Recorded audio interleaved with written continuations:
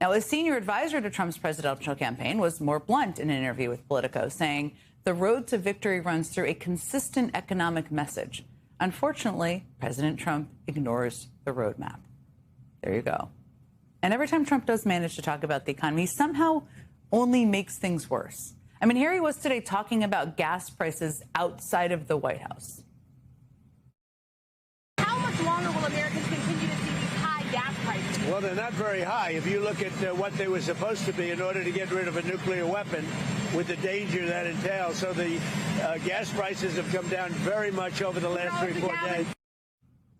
Trump thinks gas prices aren't that high. What do you think? He says they've come down very much over the last 3 or 4 days. Now, anyone with a car or a job that requires driving or, frankly, access to the internet knows that's not true. Gas prices are still up more than $1 a gallon above where they were when Trump launched his needless war against Iran. And over the past week, they have only fallen by about 7 cents. Now, every day Trump becomes a bigger and bigger liability for Republicans in these midterm elections. Republicans seeking re-election have to go out of their way to ignore the president and his antics. And man, do they twist themselves into pretzels nearly every single day. But after more than a year in power, Republicans in Congress can read polls, too. And they know the big, ugly bill, cutting Medicaid and SNAP benefits and health care while giving tax cuts to the wealthiest and massive funding to ICE isn't exactly a winning campaign message in swing districts across the country. And they don't really have much beyond that.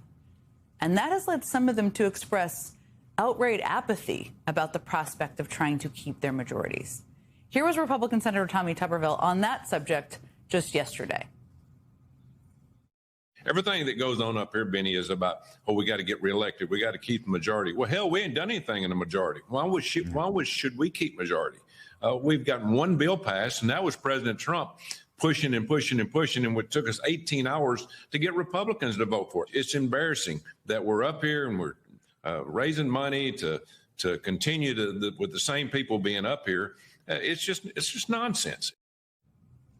Thank you, Tommy Tuberville. That is going to end up in an ad near you somewhere, is my bet.